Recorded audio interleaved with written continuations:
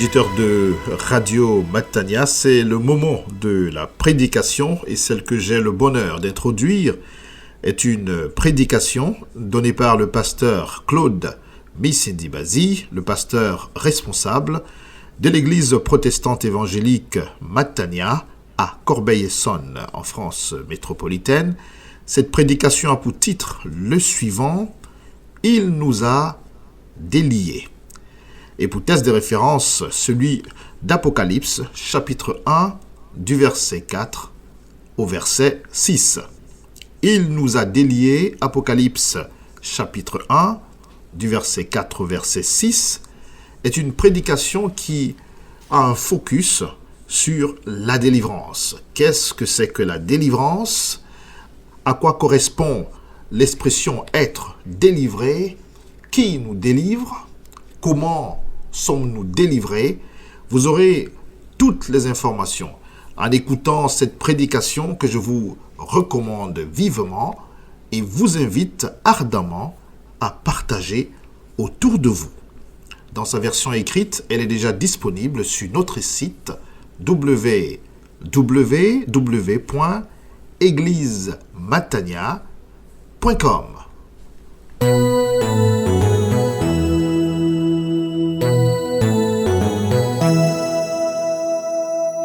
À Dieu soit toute la gloire. Merci pour ces moments dans la présence du Seigneur.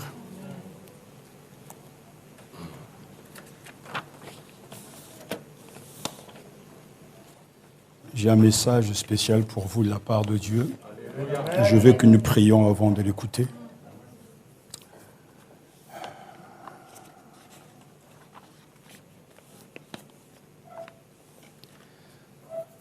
Dieu notre Père,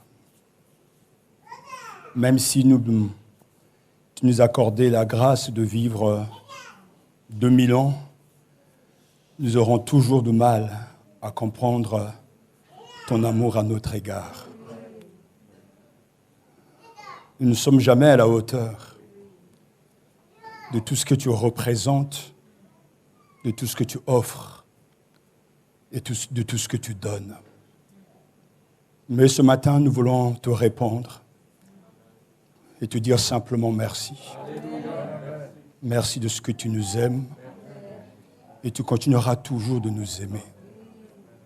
Nous te prions que ton esprit qui est déjà là soit à l'œuvre pour nous éduquer, pour nous enseigner, pour nous permettre aussi de vaincre le diable en résistant, en protégeant nos cerveaux, nos pensées, nos sentiments, pour que Satan n'y pénètre pas et trouble notre paix intérieure.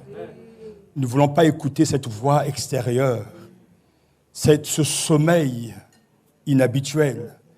Et nous voulons, Seigneur, te dire simplement parle. Nous nous soumettons à toi, car tu es notre Dieu, notre Maître. Et toi seul dois régner sur nous, car tu es la tête de l'Église. Nous te remercions pour ta présence, pour la puissance du sacrifice de Christ, pour la puissance du sang de l'agneau qui a été versé pour le pardon des péchés. Nous te remercions pour la puissance de ta résurrection, donnant la vie là où il y a la mort, chassant l'empire de Satan en remplaçant par l'empire de Dieu. Seigneur, c'est un transfert de vie que tu nous donnes ce matin. Passer des ténèbres à la lumière, de la puissance de Satan à la puissance de Dieu. Et ce matin, nous sommes à ton écoute. Nous avons besoin de délivrance. Et nous croyons que tu es là pour le faire, car tu es capable et tu veux le faire. Libérer les captifs, parce que tu veux un peuple qui te ressemble, un peuple acquis pour ta cause et pour ta seule gloire. Dans le nom de Jésus-Christ, dans le nom de Jésus-Christ, que les ténèbres soient chassées. Amen. Prions et en même temps ouvrons la Bible pour faire la lecture de Apocalypse chapitre 1, versets 4 à 6. Apocalypse, chapitre 1, versets 4 à 6. Jean aux 7 églises qui sont en Asie, grâce et paix vous soient données de la part de celui qui est, qui était et qui vient. De la part des 7 esprits qui sont devant son trône. Et de la part de Jésus-Christ, le témoin fidèle, le premier-né d'entre les morts et le prince des rois de la terre. À celui qui nous aime, qui nous a délivrés de nos péchés par son sang, qui a fait de nous un royaume, des prêtres pour Dieu son Père, à lui la gloire, pouvoir pour les siècles des siècles. Amen. Amen. Alléluia. Soumettez-vous donc à Dieu, résistez au diable, et il fuira loin de vous. Approchez-vous de Dieu, et il s'approchera de vous. Nettoyez vos mains pécheurs, et purifiez vos cœurs hommes partagés.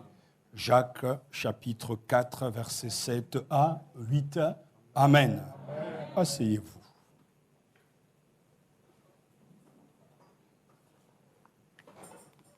Alléluia.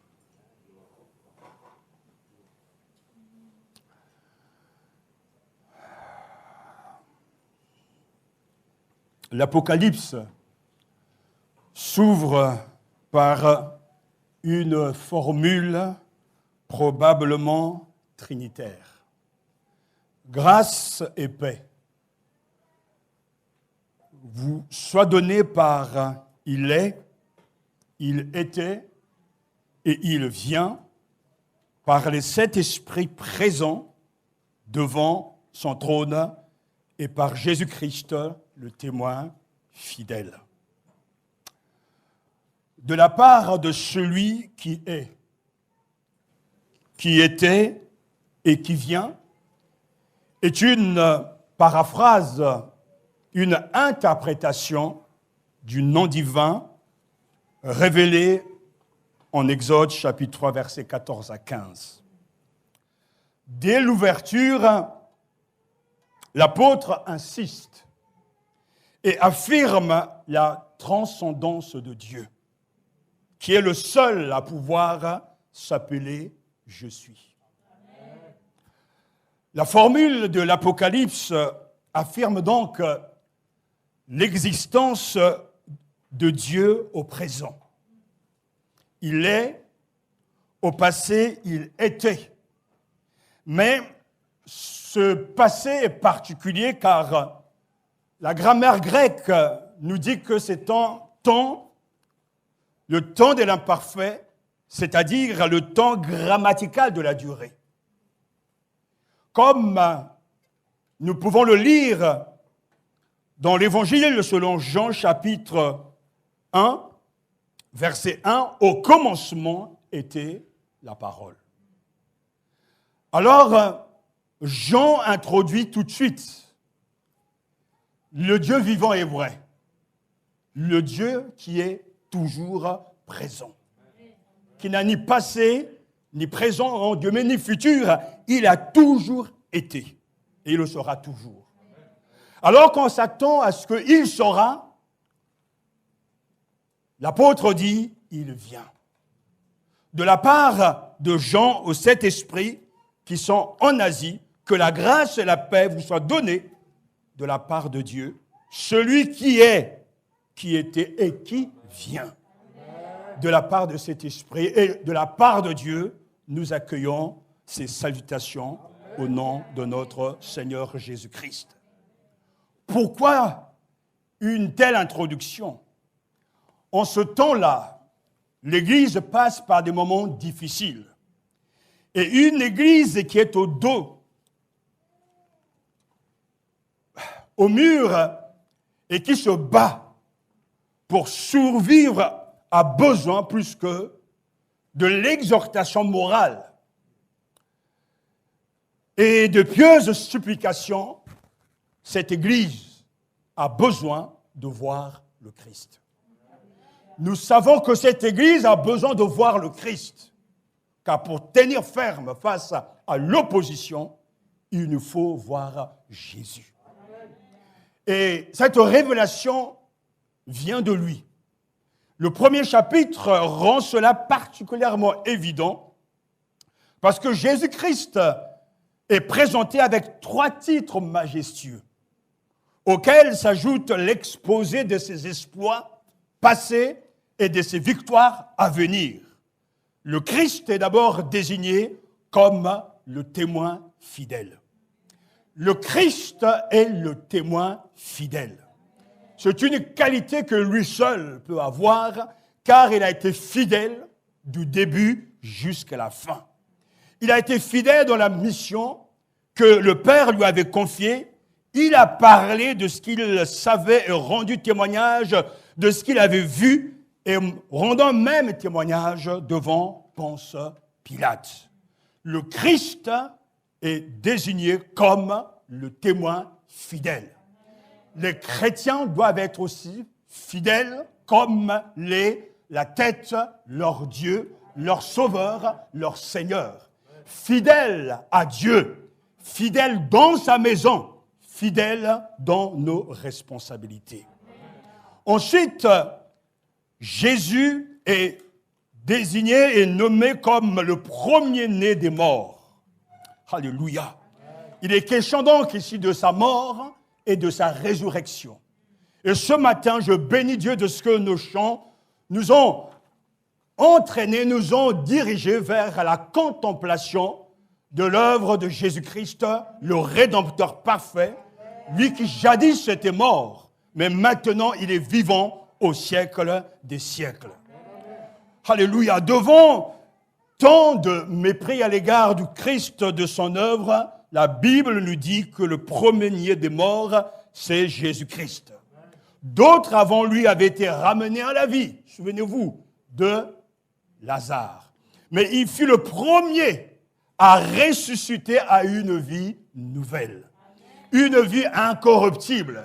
Et ce matin, je lisais encore 1 Corinthiens chapitre 15 qui chante et proclame la résurrection de Jésus-Christ, le premier-né d'entre les morts.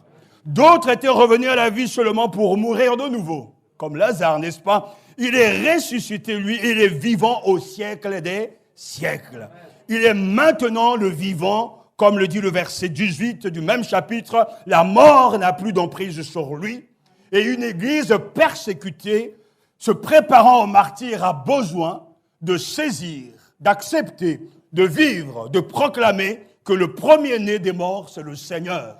Et si tu meurs dans la foi, tu n'as pas à t'inquiéter, car le Christ te ressuscitera pour la vie éternelle. L'autre titre qu'il porte ici, c'est le souverain des rois de la terre, verset 5. Oh, quel titre remarquable! Les rois terrestres peuvent chercher à écraser l'Église, car en ce temps-là, c'est l'opposition. Des autorités se proclament Seigneur. Il y a une forte oppression, mais le Christ est nommé le souverain des rois de la terre. L'Église appartient au Seigneur. Jésus-Christ est le roi des rois. Le Seigneur humain peut essayer de dominer sur la vie des chrétiens, mais le Christ est le Seigneur des seigneurs, le seul souverain, lui qui est au-dessus de tout et qui dirige les affaires et les destinées des nations. Il règne aujourd'hui sur l'Église. Vous le croyez? Vous avez du mal à le croire, mais c'est écrit dans la parole de Dieu. Jésus-Christ est le souverain des rois de la terre. Et nous te remercions, Seigneur, de ce que tu l'es et tu le resteras toujours. Ensuite, après ces titres majestueux, Jean poursuit et il dit à celui qui nous aime, qui nous a délivrés de nos péchés par son sang, et qui a fait de nous un royaume des prêtres pour Dieu son Père, à lui gloire et pouvoir pour les siècles et des siècles. Amen. Par 3 verbes, il nous montre la puissance de vie de l'œuvre rédemptrice de notre Seigneur Jésus-Christ. Les verbes aimer, les verbes délier et faire. Aimer, délier et faire. Le Christ est désigné comme celui qui nous aime. Là encore, c'est un amour vrai. C'est un amour profond. Il avait un véritable amour et il nous aime toujours. Paul dit que l'amour de Christ surpasse toute connaissance. Éphésiens chapitre 3, verset 19. L'amour de Christ surpasse toute connaissance. L'amour de Christ s'adresse en premier lieu à son Père. Jésus a aimé son Père. Et parce qu'il aimait son Père, il faisait toujours sa volonté. Ensuite, l'amour de Christ s'adresse également aux hommes en général. Et quand Jésus regarda le jeune homme riche, il l'aima. Nous dit Marc chapitre 10, verset 21. On l'accusa même d'être un ami des publicains, des gens de mauvaise vie. Matthieu chapitre 11, verset 19. Il a tant aimé le monde qu'il a donné son Fils unique. Il a tant aimé le monde qu'il a donné son Fils unique. C'est Dieu, n'est-ce pas? Mais Christ a accepté de venir pour nous. Jésus aime tellement ses brebis qu'il donnera sa vie pour ses brebis. Jean chapitre 10, etc. Et il a tellement aimé qu'il part de celui qui nous aime et qui nous a délivrés de nos péchés par son sang. Il a aimé ses disciples jusqu'à la fin. Jean chapitre 13. Il les a aimés en tant que le Père l'a aimé. Il aime tant les siens au point qu'il fera tout pour les garder, pour les protéger, jusqu'à les accueillir dans les cieux. Ainsi, le premier verbe, après avoir énuméré ces titres, c'est que le Seigneur aime son Église. Le Seigneur aime ses enfants et il les aimera toujours. Ensuite, il est écrit qu'il nous a délivrés de nos péchés par son sang. L'amour pousse au sacrifice et à l'action de délivrance. Et ce matin, nous devons comprendre ce que cette délivrance signifie. Notre mot ordre de l'année, c'est bien sûr ce mot ordre tiré de Jacques, de nous soumettre à Dieu, de résister au diable, et il fuira loin de vous. Le verset 8 de Jacques nous dit « Nettoyez vos mains, pécheurs, et purifiez vos cœurs, hommes partagés. » C'est-à-dire que celui qui est partagé, homme partagé, c'est celui qui a, je dirais, une double âme. C'est quelqu'un qui est toujours entre deux chaises. Il va aimer Dieu, soi-disant, mais en même temps, il va aimer le monde. Il va chercher les choses dans le monde et en même temps, il va chercher les choses de Dieu. C'est quelqu'un, en fait, qui ne peut jamais rester là et suivre jusqu'au bout le chemin de Dieu. Il est toujours tiraillé entre deux seigneurs, deux empires et deux projets. Mais c'est entendre ces choses de Jacques, c'est accepter du fait que le croyant sincère est tiraillé entre deux mondes, deux seigneurs, deux volontés, et ce n'est pas vrai. Notre sincérité, même si vous êtes sincère, et je veux le croire ce matin, la sincérité ne sauve personne. C'est la vérité. Et Jacques nous dit, nettoyez vos mains, pécheurs, et purifiez vos cœurs, hommes partagés. Et quand nous faisons le lien avec ce que nous venons d'entendre, les rachetés, les élus, les sauvés ne peuvent jamais avoir une double âme. Soit ils sont du côté du Seigneur et ils restent, soit ils sont du côté du diable et du monde, ils n'ont qu'à y rester. Mais Jésus montre, et le texte est très clair, lui qui est le premier-né, lui qui est à la tête de l'Église, lui qui nous aime, nous a délivrés. Il nous a rachetés. Il est donc incompatible, impossible aux croyants sauvés, rachetés par le sang de l'agneau, c'est-à-dire par son sacrifice expiatoire, sa mort sur la croix, d'être dans deux mondes. Ce que je veux dire ce matin, vous pouvez être sincère en venant à l'église, sincère en chantant, sincère en priant, en lisant la Bible, mais il faut être d'un seul bord, d'un seul bord, d'un seul bord. C'est Jésus et non pas le monde. C'est Jésus et non pas le diable. C'est être dans le royaume de lumière, le royaume de Dieu, et non pas dans le royaume des ténèbres. C'est incompatible. Et ce matin, il est important de comprendre ce que cela signifie.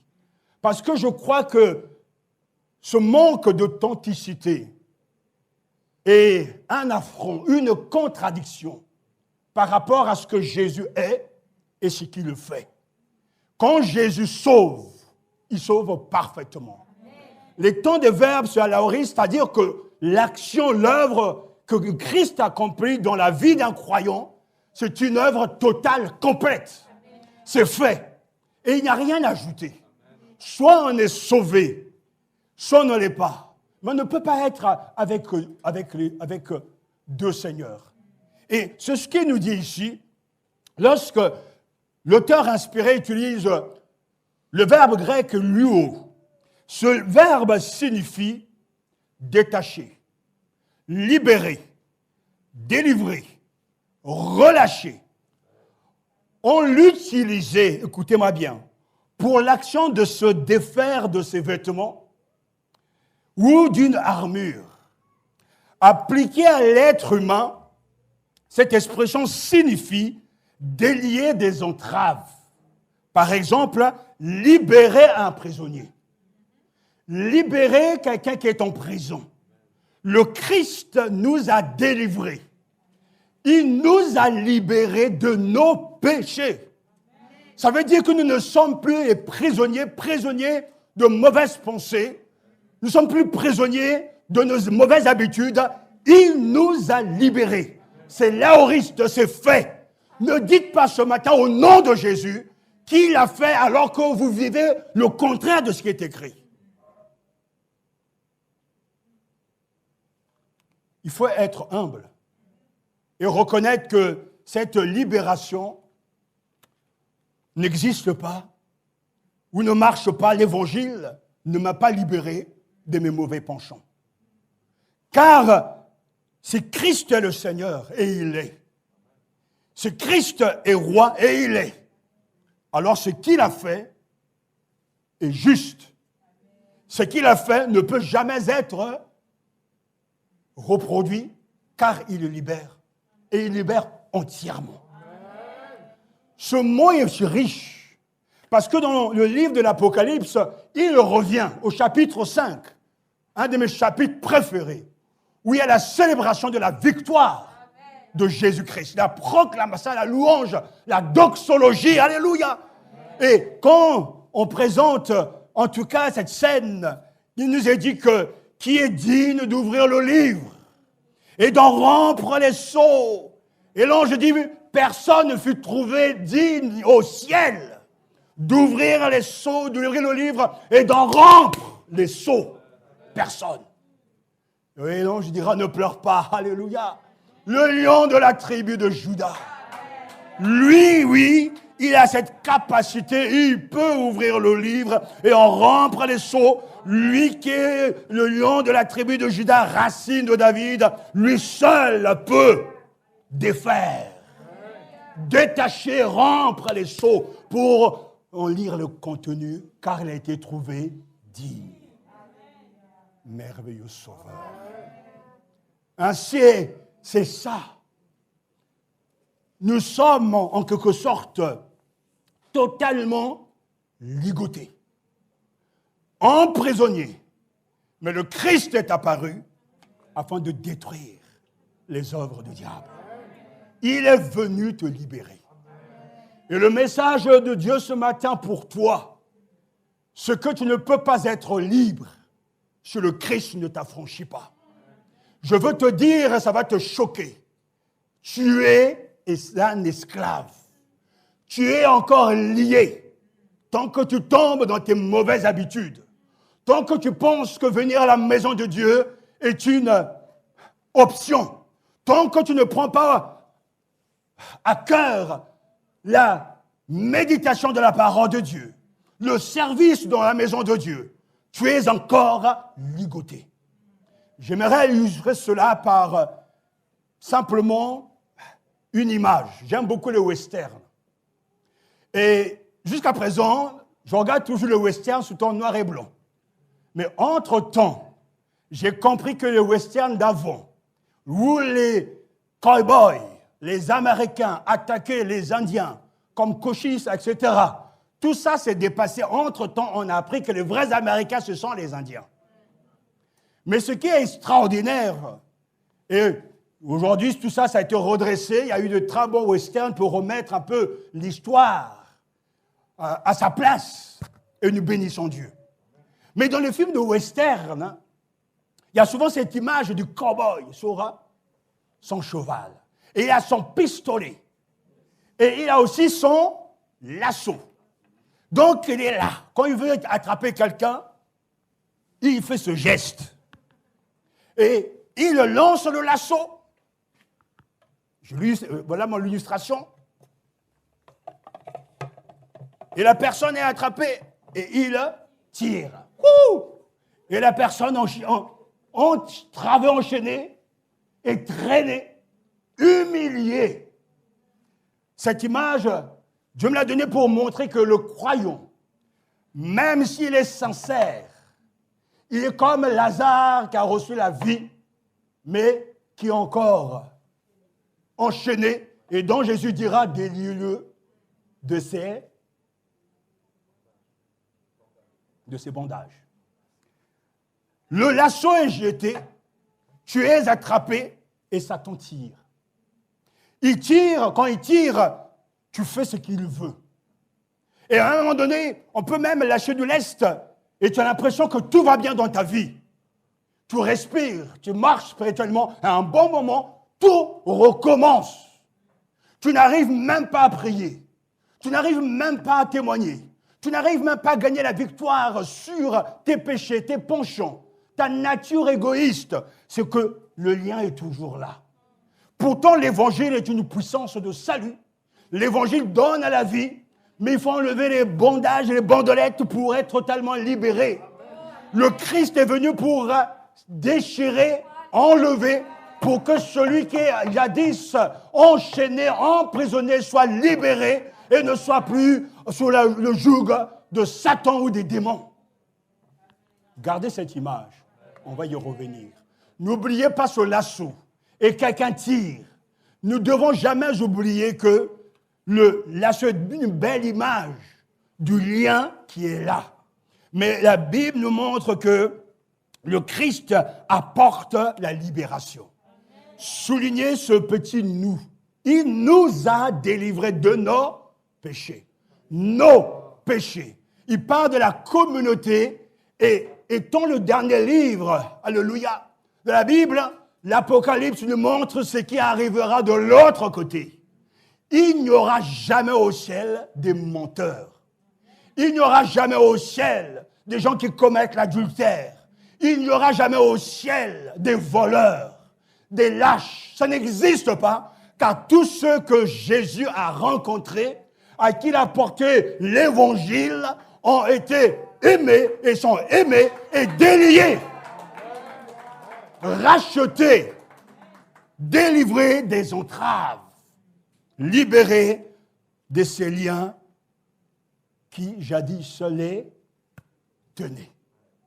Rappelez-vous, lorsque Jésus était sur la terre, en ce temps-là, à Jérusalem, et il enseignait, Nous avons dans Luc chapitre 13, versets 10 à 17, cet épisode remarquable. Jésus enseignait dans une des synagogues un jour de sabbat. Or, il y avait là une femme rendue infirme par un esprit depuis 18 ans. Elle était courbée et ne pouvait absolument pas se redresser. Jésus la vit, lui adressa la parole et lui dit « Femme, tu es délivrée de ton infirmité. » Et il lui imposa les mains. À l'instant, elle se redressa et glorifia Dieu. Mais le chef de la synagogue, indigné de ce que Jésus avait opéré cette guérison pendant le sabbat, dit à la foule, il y a 6 jours pendant lesquels il faut travailler. Venez donc vous faire guérir ce jour-là, et non pas le jour du sabbat. Le Seigneur lui répondit, hypocrite. Eh oui, c'est un vrai hypocrite. Chacun de vous, pendant le sabbat, ne détache-t-il pas de la crèche son bœuf ou son âne pour le mener boire?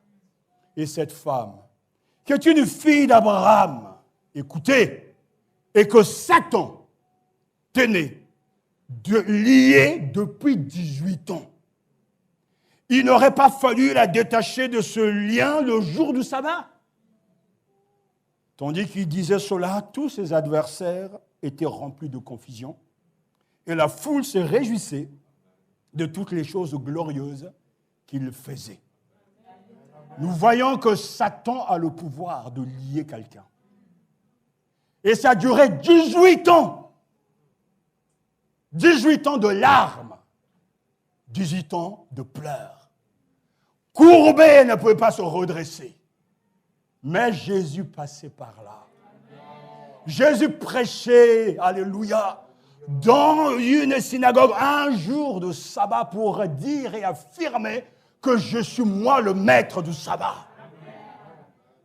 Et il lui adressa une parole simple.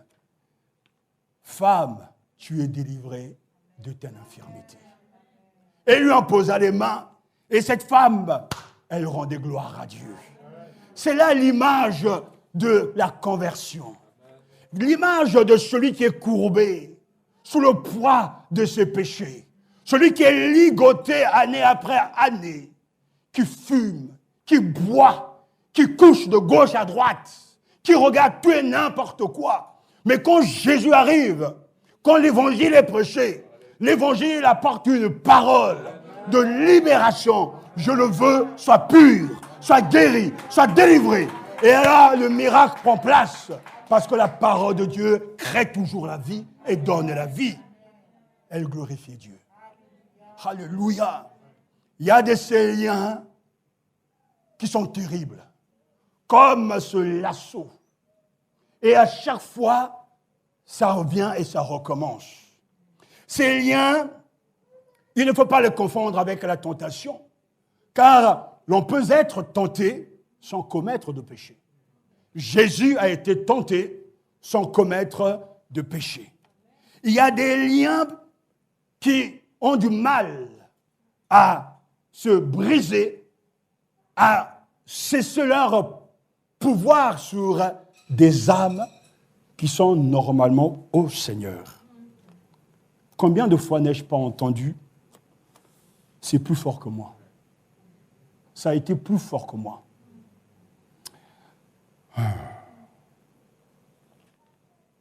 Il y a des bonnes habitudes, mais il y a aussi de mauvaises habitudes. Et le Christ est venu pour nous libérer de ces liens. Si nous ne sommes pas libérés de nos liens, on n'entrera pas au ciel. Il faut que ça soit clair. Les liens les plus fréquents, ce sont des liens qu'on pourrait appeler les liens de l'idolâtrie, de l'occultisme, de la superstition. Ce sont des liens qu'on établit avec des guérisseurs. Ce que je vous dis, c'est plusieurs années de ministère. Je les ai vus, j'ai vu, et je peux en témoigner. Le croyant qui est sincère, entre guillemets, vient à l'église, mais lorsqu'il est malade, lorsqu'il fait face à une difficulté, lorsque la procréation manque, il va voir le guérisseur. Il va voir le sorcier pour avoir ce qu'il veut. Il y a cette idolâtrie, certains font des sacrifices humains. Et pour avoir de la richesse, pour avoir de la gloire, certains vont même donner comme sacrifice quelqu'un de leur propre famille pour quelques biens terrestres. Ces liens de foi à la naissance, de parents non convertis, voire même croyants mais non régénérés, font faire à leurs enfants des choses abominables, des incisions. Quand j'étais, par exemple, on était au Togo, il y a un village où les gens adorent le serpent. Et les serpents étaient balafrés justement des signes du serpent sur leur visage. Il y a des enfants, on les lave avec du sel, avec des parfums, pour que la malchance les quitte. Il y a des enfants que l'on consacre, non seulement à Dieu, comme l'a entendu tout à l'heure, mais aussi au soleil, pour être protégés, pour éviter la malchance. J'ai vu de jeunes gens, de jeunes filles, pour avoir leur examen, reçu leur examen, aller voir le sorcier pour avoir une potion, une forme d'intelligence, de bonne mémoire. Toutes ces choses, et je vais revenir sur autre chose, lorsque l'on pactise et qu'on est assujetti aux choses occultes, quand Jésus arrive et que l'évangile est prêché, il faut qu'il y ait une nouvelle naissance. Mais il faut aussi une délivrance des choses occultes. Il y a un passé qu'il faut confesser à Dieu. Il y a un passé qu'il faut revoir avec sagesse pour renoncer à tout ce qui est mauvais. Il y a des enfants qui sont innocents parce qu'ils ne savaient pas. Et lorsqu'ils grandissent, rien ne marche. À chaque fois, ils sont comme tiraillés. Tout le temps, ils avancent, ils reculent. Comme plusieurs cas que j'ai connus, des gens se sont mariés dans la famille, au bout de 2 ans, le mariage ne marche pas. Ou il y a des gens qui n'arrivent même pas à se marier. À chaque fois, rien ne marche. Il y a des totems. Il y a des dieux dans les familles. Vos familles, nos familles ont des histoires. Et souvent, l'évangile, qui est une puissance qui donne la vie, donne aussi la libération. Je veux que ça soit clair pour chacun. Cet homme comme Lazare, il est vivant, mais il est encore enchaîné. Et à chaque fois, on tire. À chaque fois, c'est la malchance. À chaque fois, ça ne marche pas. Le Christ est venu pour te libérer. Il y a des gens dans nos églises qui prient, mais le soir ont des rapports sexuels avec des démons. Et ils n'arrivent pas à s'en sortir. La nuit, ils rêvent de tout un tas de choses. Et le Christ a besoin de les libérer. La puissance de l'évangile doit toucher l'homme intérieur pour que tout ce qui est de Satan soit balayé par la puissance de Dieu. Lorsque Satan travaille, il travaille toujours de l'extérieur. Et que lorsqu'il arrive à pénétrer le cœur de quelqu'un, cette personne est possédée. Et un chrétien qui est rempli du Saint-Esprit ne peut jamais être possédé tant que l'Esprit de Dieu habite en lui et que le Saint-Esprit le guide. Mais par contre, un démon, c'est ce que j'appelle un esprit dominateur, peut tirailler constamment et tirer le lasso. Et pour qu'il arrive à réussir, écoutez, il faut qu'il y ait un consentement de celui sur qui il travaille. Mais quand il n'y a pas le consentement, malgré toute la puissance du diable, il ne peut rien contre le chrétien. Parce que nous sommes au Seigneur et nous aimons le Seigneur. Soumettez-vous donc à Dieu, résistez au diable et il fuira loin de vous.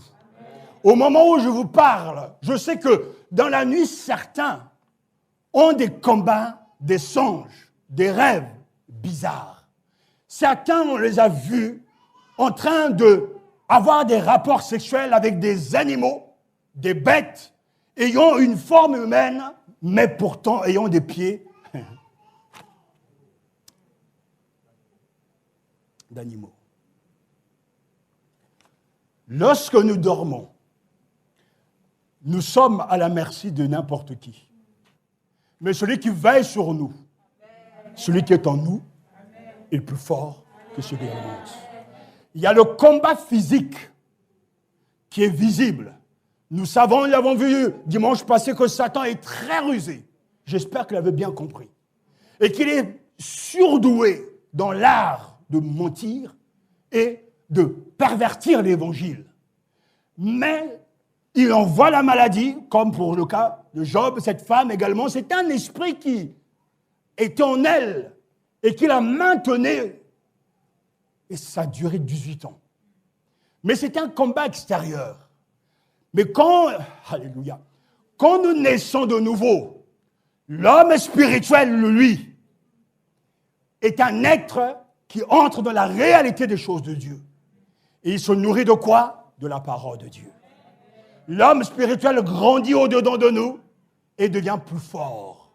Il va grandir, acquérir de la maturité, de la sagesse, du discernement. Et quand le Satan viendra même déguisé en ange de lumière, on saura discerner que ça, ce n'est pas lui. Dans cette église, nous avons connu une femme qui donnait des messages prophétiques, qui était pratiquement la conseillère de bien des gens. Tout le monde allait pratiquement vers elle. Tout le monde l'aimait à cause de sa gentillesse. Mais quand la Bible dit « soumettez-vous à Dieu » et vous devez vous soumettre aussi à vos responsables, Dieu sait pourquoi elle le fait. Mon grand-père, Dieu sait pourquoi il le dit, mon grand-père qui était pasteur disait toujours que le chef du village, c'est que le loup, le sorcier est là, mais il ne dit rien pour ne pas effrayer les gens. Cette femme en question, je la connaissais depuis longtemps. Je connaissais ses activités spirituelles. Donc, quand les gens viennent à l'église, on les accepte, car je crois ce que Jésus a fait vis-à-vis de Judas. Judas devait le trahir, Jésus le savait, mais il a laissé faire. Et c'est ce que souvent nous faisons. Parce que Dieu, dans la nuit, nous montre des choses. Mais pourtant, c'est Dieu qui agira lui-même. Et cette femme était aimée par beaucoup. Et un jour, le téléphone a sonné chez nous. Et c'est un de ses amis dans le monde occulte qui se plaignait d'être massacré, attaqué pendant les nuits. Parce que je vous explique pour que vous compreniez, dans le monde spirituel, dans le monde des démons, il y a des démons qui sont plus forts que d'autres. Si tu as le démon général, tu seras toujours supérieur au démon colonel. C'est comme ça. Et ils se bagarrent entre eux. Et plus vous donnez des sacrifices à Satan, plus vous montez en grade. Et là même, dans leur monde, ils se chamaillent, ils se bataillent. Et cette personne nous appelait, dit, pasteur, je vous connais, vous êtes quelqu'un dans la foi, je connais votre, etc. Je connais ce que Dieu fait dans vos vies avec votre épouse. Mais si telle femme n'arrête pas, je viendrai dans votre église un dimanche avec de l'essence et je vais la brûler. Ça s'est passé ici. Et Dieu sait de quoi je parle. On a eu donc à la réunion, et on l'a reçu, mon épouse et moi, le calme. Mais on savait que ces choses étaient là. Mais on ne voulait pas effrayer l'Église. Parce que Dieu est souverain. Mais ce qui est étonnant, c'est que quand vous confiez vos vies à ces gens-là, est-ce que vous connaissez l'identité des gens à qui vous confiez vos vies? Est-ce que vous le connaissez? Vous avez vos serviteurs, peut-être vous n'arrivez pas à leur faire confiance, mais vos amis savent ce que vous traversez. Mais qui a institué les autorités dans l'Église? Ce n'est pas nous. Mais si vous n'avez pas confiance spécialement dans ces autorités, mais allez voir d'autres autorités. Mais ne pensez pas que vos amis peuvent vous conseiller Bible en main et vous donner le conseil de Dieu. Des vies ont été confiées Et nous, on savait que dans le monde spirituel, Satan travaille. Et qu'il y a des choses qui sont bloquées dans vos vies parce que ce n'est pas les bonnes personnes. Il y a des gens que vous allez fréquenter, à qui vous allez confier vos vies, ils ne vous feront jamais avancer.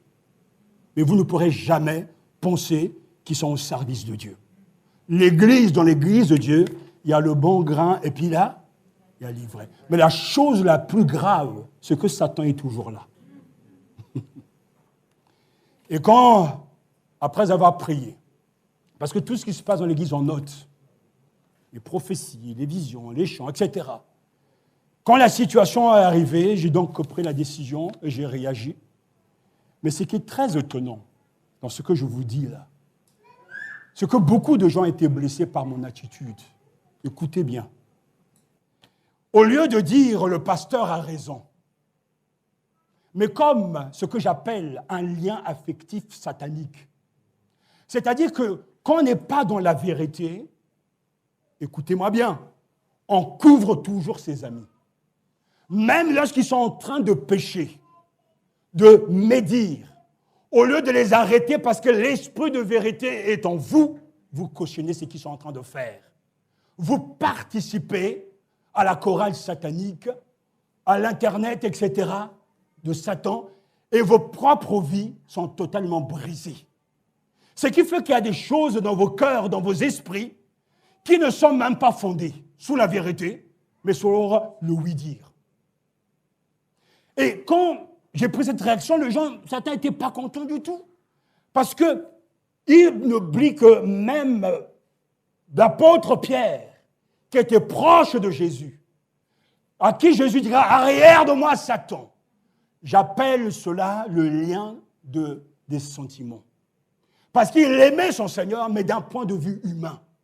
Il n'avait pas compris que le projet de Dieu est supérieur à son amour naturel. Et c'est pour ça que Jésus discerne dans les paroles de Pierre, l'œuvre de Satan. Il dit « Passe derrière moi, car tes pensées ne sont pas celles de Dieu. » Je dis à l'Église, ici et ailleurs, il y a des loups dans la bergerie. Dieu a institué un ordre dans sa maison. Vous devez aimer la vérité. Mettez de côté vos amitiés, je dirais diaboliques. Vos amitiés ne seront jamais au-dessus de la vérité. Au-dessus de vos femmes, de vos enfants, rien n'est plus important, comme l'apôtre Paul écrira, l'Église est la colonne de la vérité. On doit se dire la vérité. Si ton ami, ton proche, est en train de mal parler, sors de la maison, recadre-le. Quand les gens quittent, quand cette femme a quitté, d'autres ont suivi bêtement. Mais ce que Dieu nous avait montré en vision, et on a dû même demander à un pasteur en Afrique ce que cela signifiait parce qu'on ne comprenait pas. On a vu des fauteuils bizarres et la personne était assise sur le fauteuil et on ne comprenait pas cette image parce que ces fauteuils, ces chaises ont un sens spirituel. On a appelé un pasteur en Afrique, on lui a exposé, il dit, mais si c'est dans le monde spirituel, ces gens-là, ce sont des autorités spirituelles. Et quand ils sont partis, des choses se sont dégagées. La parole de Dieu, la victoire de Dieu, des choses se mettent en place. Il y a des gens dans l'Église qui combattent et qui résistent à la prédication. Il y a des gens dans l'Église qui sont des serviteurs de Satan, qui viennent pour vous endormir, pour tout faire pour que ça ne marche pas. Et ce genre, Dieu de foi, et c'est ça qui est très étonnant, il les laisse faire. Mais un jour viendra, parce que l'Église lui appartient, il se levera et certains seront terrassés, d'autres c'est de l'autre monde qu'on le saura. C'est le mystère de Dieu. Et je l'ai accepté ainsi. Mais ce que je veux vous dire, frères et sœurs, vous devez aimer la vérité. Si vos proches, vos amis sont partis, ne soyez pas, excusez-moi, bêtes pour les suivre. Servez Dieu et allez vers Dieu. C'est votre propre âme qui est en jeu. Les amitiés, nos épouses, nos enfants vont rester sur la terre. Et un jour, nous comparaîtrons tous devant le tribunal de Christ. Nous ne cessons pas de le dire aux gens. Même dans nos propres familles, nous voyons des fois, en tout cas ma famille, nous voyons des gens qui suivent tout et n'importe quoi, disent non, faut rester dans la vérité. Il faut qu'il y ait la vérité dans la famille. Il faut dire les choses. Il faut demander pour que tu ne sois pas la victime d'un lien affectif satanique. Oh Seigneur. Ces doctrines inspirées par Satan. Des gens qui croient tout et n'importe quoi. Si je demande ce matin, citez-moi 2 docteurs de Dieu remplis du Saint-Esprit qui aiment la parole, les chrétiens ne sauront pas en citer même 3 ou 2. Mais citez-moi des stars de l'évangile de la prospérité, mais tout le monde les connaît. Citez-moi les noms de vos traducteurs, on ne les connaît pas. Ceux qui mettent la Bible à votre portée. Parce que le monde d'aujourd'hui, Satan est fort. Vraiment, Satan est rusé. Il aveugle tellement l'intelligence que les uns et les autres suivent ces doctrines de démons. Incapable de discerner si c'est de Dieu ou pas. Mais comment peux-tu discerner si tu ne connais pas toi-même la Bible?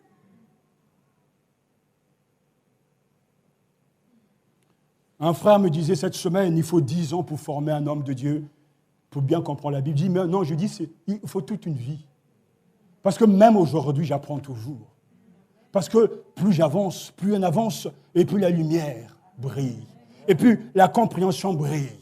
J'aimerais dire, parce que l'Esprit me ramène à ça, c'est très important de dire la vérité.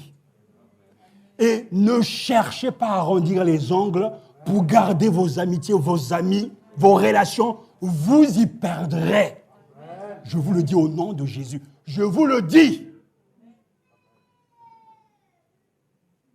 Aimez vos proches, mais ne le couvrez pas. Vous devez dénoncer le mal, quitte à rester seul.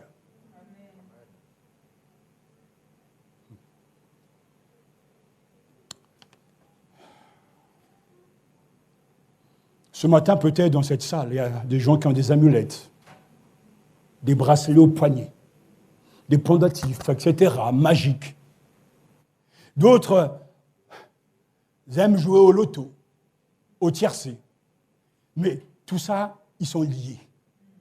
L'argent entre, mais ils n'arrivent pas à s'en sortir. C'est terrible. Il y a des gens qui sont liés par ce que j'appelle, c'est-à-dire les liens de l'hérédité, des traditions familiales et sociales. Ce matin, on l'a encore entendu. Il y a quelque chose dans la famille qui fait que ça ne marche pas. Et quelquefois, on l'a vu dans le ministère, il fallait interroger ton grand-père s'il est encore vivant ou quelqu'un d'âgé pour comprendre ce qui se passe. Nous connaissons bien l'histoire des Kennedy qui avaient fait un pacte avec Satan pour avoir le pouvoir. Mais il y avait des conditions. Tous sont morts à un certain âge. Aussi, aujourd'hui, il y a des stars dans le monde, des Beyoncé, des Rihanna, qui font des pactes et bien d'autres avec Satan pour la gloire. Et quand nos jeunes écoutent ces musiques, regardent ces clips, le lien se fait, le lasso est lancé et ils sont là. Et la nuit, ils n'arrivent plus à dormir, ils font des cauchemars au point même que des adolescents sont prêts à se suicider, ont des sentiments contraires, contradictoires. Il y a un mal-être profond, une envie de meurtre, de faire du mal à leur prochain, alors que c'est un lien satanique. Nous chantons les cantiques inspirés par Dieu. Et parce que Dieu a donné des chantres dans l'Église qui ont l'Esprit Saint et qui nous donnent de beaux chants. Mais ces hommes dans le monde, ils sont au service de qui? De Satan. Dans nos églises, nous, les Noirs, il y a besoin d'un vrai évangile, mais aussi d'un ministère de libération. Je ne parle jamais de ces choses parce que on veut toujours, mon épouse et moi, mettre l'accent sur la parole de Dieu.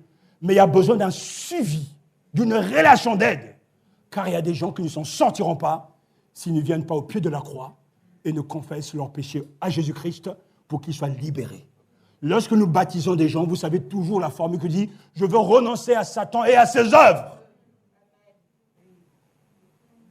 Parce qu'il y a eu des liens. Et laissez-moi vous dire, là je m'avance, l'on peut être profondément sincère, l'on peut même prier, mais il y a des moments où on a besoin d'une délivrance. Il y a des gens qui ont des envies de femmes. Quand j'étais jeune, le Seigneur a voulu me l'enseigner. alors que j'étais qu'un adolescent. Je suivais déjà le Seigneur. Et pendant une période, il se passait des choses. Les jeunes filles venaient vers moi pour me déclarer leur amour, alors que c'est aujourd'hui qu'on le fait, pas avant. Avant, c'est les hommes qui allaient vers les jeunes femmes. Maintenant, c'est les femmes qui viennent rarement le faire. C'est le postmodernisme, tout a changé. Et tout d'un coup de fois, quelque chose arrive comme ça, une jeune fille me regarde, mais qu'est-ce qui se passe? Deux fois même, tu marches, il y a quelque chose qui arrive, mais je dis, mais qu'est-ce qui se passe? Et je partais un jour à la prière chez une prophétesse.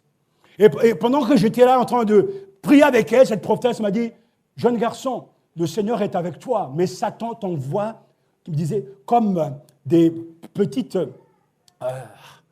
c'est comme des beignets pour te donner envie. C'est-à-dire, c'était des tentations qui étaient en forme de beignets pour donner envie.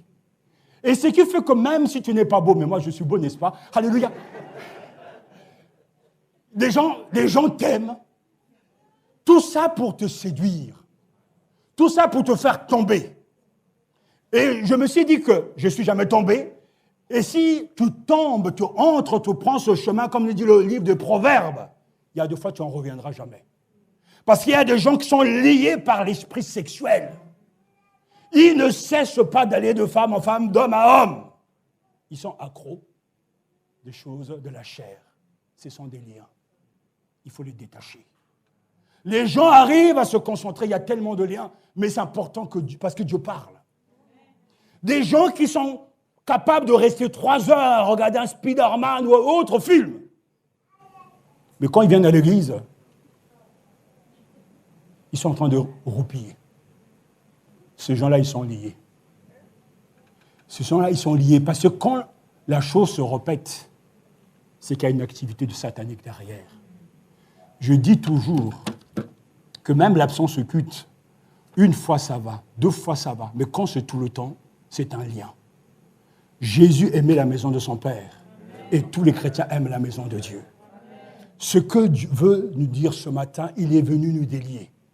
Je ne veux pas accepter dans ma vie des liens. Je dis, Seigneur, il n'est pas possible d'aller au ciel lorsqu'on commet des choses qui sont contraires à ta volonté. Ça veut dire que tu n'as pas réussi. Mais il a dit, alléluia, il nous a aimés. Et il nous a délivrés de nos péchés par son sang. Est-ce que ça a été fait ou pas? Ça a été fait. On reviendra prochainement sur ces listes. Mais j'aimerais terminer pour ce matin. Comment le Seigneur délivre-t-il? Comment est-ce qu'il le fait? Lisons ensemble Éphésiens, chapitre 2, versets 1 à 10.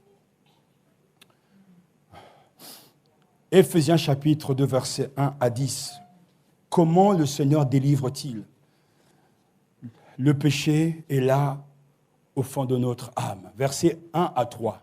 Vous étiez morts par vos offenses et par vos péchés, dans lesquels vous marchiez autrefois selon le train de ce monde, selon le prince de la puissance de l'air, de l'esprit qui agit maintenant dans les fils de la rébellion.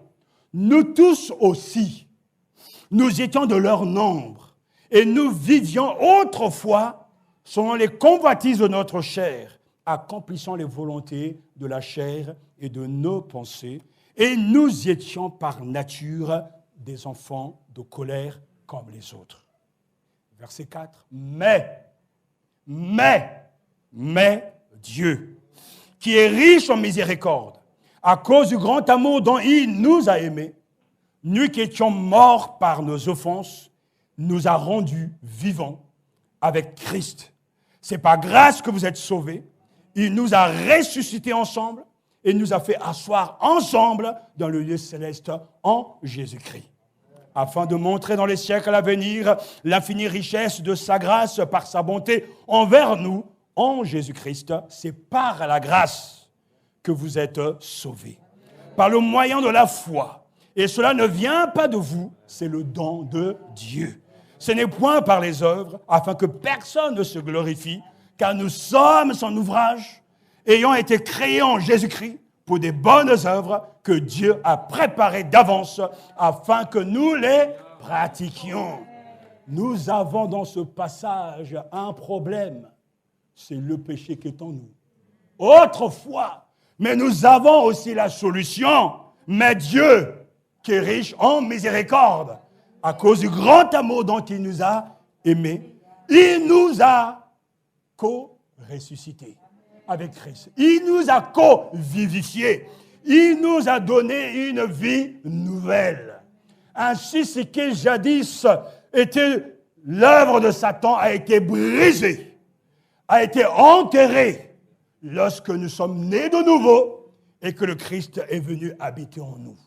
La conséquence de cette œuvre, c'est que nous sommes une nouvelle création. C'est par la grâce que vous êtes sauvés par le moyen de la foi. Ce n'est point par les œuvres afin que personne ne se glorifie. Alors, quelle est la suite? Car nous sommes son ouvrage, ayant été créés en Jésus-Christ pour de bonnes œuvres, que Dieu a préparées d'avance, alléluia, afin que nous les pratiquions. Là, nous avons le résumé. Oh, il y avait un problème, le péché. La solution, la riche miséricorde de Dieu, la régénération. Et le résultat, c'est la marche en nouveauté de vie. Une qualité de vie sans précédent. C'est ce que l'Évangile fait. Et c'est ce que Jean nous dit pour terminer ce passage remarquable. C'est quelque chose, il a fait de nous une royauté de prêtres pour son Dieu et Père. Vous voyez la logique de Dieu? Il nous aime, il nous libère et il fait. Ça, c'est Dieu, merveilleux sauveur. Il a fait de nous un royaume de prêtres pour Dieu son Père. Vous savez quelle est notre identité? Nous sommes des prêtres et des prêtresses de Dieu. On n'a pas besoin de porter des soutanes. Mais lorsque nous entrons dans la présence de Dieu avec le peuple de Dieu, nous sommes en train d'exercer cette prêtrise. Lorsque nous prions pour les autorités, nous sommes en train d'exercer cette fonction. Nous sommes des prêtres pour entrer dans le Saint des Saints, pour louer Dieu. La louange le matin, le dimanche matin doit déborder. Tout le monde doit se presser de louer parce que le prêtre est venu pour louer Dieu. Le samedi soir, je me prépare, je repasse mon pantalon, je prépare ma cravate. Le dimanche matin, je me lève très tôt, je rends grâce. Et le dimanche, je viens pour amener mon offrande. Parce que je suis un prêtre. On ne vient pas abattu, accablé, parce que Dieu a fait de nous. Comprenons bien ce que je suis en train de dire, mais on ne va pas chercher à être. Nous le sommes.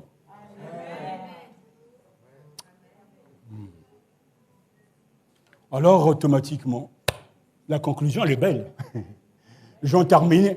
À lui, gloire et pouvoir pour les siècles et des siècles. À lui, gloire et pouvoir pour les siècles et des siècles. Et le peuple dit Amen.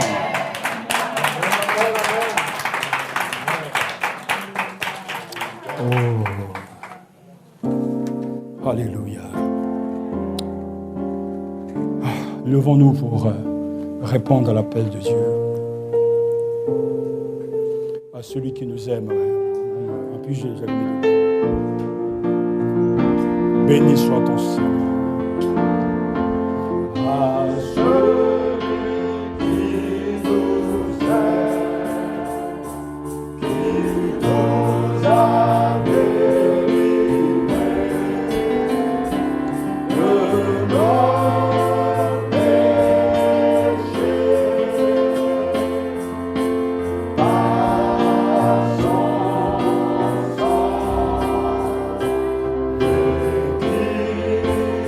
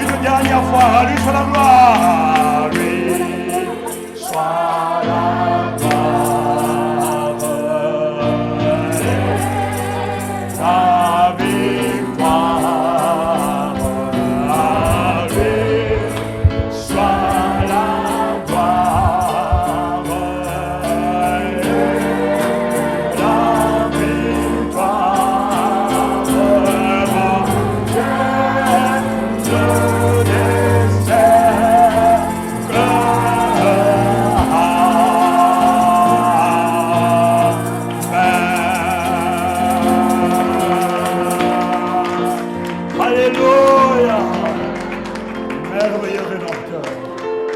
Alléluia. Alléluia.